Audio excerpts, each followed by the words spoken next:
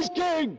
Christ is king! Let all that you do be done in love. A Christian, when they see their society collapsing around them, doesn't cower or run in fear.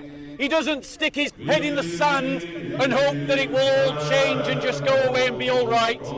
He doesn't throw up his hands and say all is lost. Everything you're talking about is falling apart, because the only way that the kind of political applications that you're thinking about work is when it assumes a Christian population, because you're appealing to essentially American ideas. Those American ideas were created by Christians and deists who were influenced by Christianity, and they are just assumed that everyone would be a Christian. And the idea was that the state wouldn't side with a particular church, but they assumed that everyone in the population would be Christian. That reality doesn't exist anymore, and this is a problem with liberalism, is that it emerges out of a historical context. Once that historical context changes, liberalism fails, and that's what we're experiencing right now. The historical context that gave birth to liberalism has moved on, and now liberalism is failing.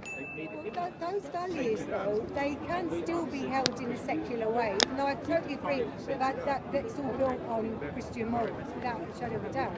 But I think it can still be upheld. And I've watched loads of people who are challenging this sort of nonsense, whether it be even the notion of Islamophobia is a nonsense. It is a nonsense, yeah.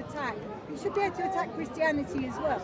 Yep. You should be able to attack anything. So I suppose my fear would be in this Christian state we created, that we wouldn't be allowed to criticise Christianity. Yeah. Because otherwise I don't see what it's got going, that we can't just return and just stick with those values. And I think we'll get there in the end. And we're talking about quite small little microcosms. So yes, the pendulum will be fluctuating back and back. But we are, Right. So wait. Can I reply to that? Because with all the love in the world, right, that's fantastical thinking. When you look at the performance of liberal secularism in stopping Islamization, all the evidence shows that it doesn't work. Nigeria was a liberal secular state at its creation in 1956. There's now Islamization occurring. Lebanon, when the French Mandate ended, was created as a secular religious state. Islamization is now occurring. France is the epitome of what a secular state is supposed to be. Islamization is occurring. America is a secular state. Islamization is occurring. Even though on paper Britain is a Christian state, we in actual fact function as a secular state. Islamization is occurring. If you go by the evidence, you have to conclude that liberal secularism facilitates, it doesn't prevent Islamization. And I can explain to you why. But Christianity, let me give you an example. The Crusader states, when they freed the Middle East from Muslim occupation, 30% of that population was Muslim.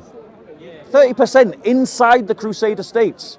There was no Islamization going on inside the Crusader states. Do you know why? Because Christians don't tolerate Islamization. We should not tolerate Islamization. But as a liberal, you can't do that.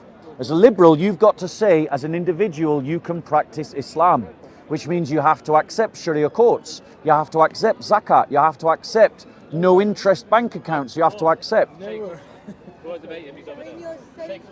Oh, if he wants to come and debate me, I'll talk to him. So in this Christian state, Yeah. you wouldn't be allowed to practice Islam?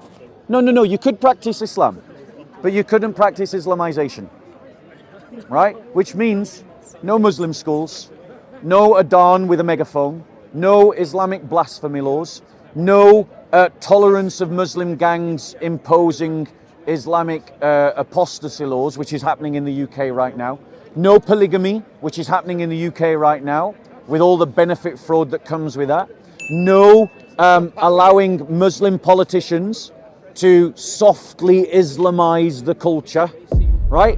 I, as a Christian, could stop Sadiq Khan.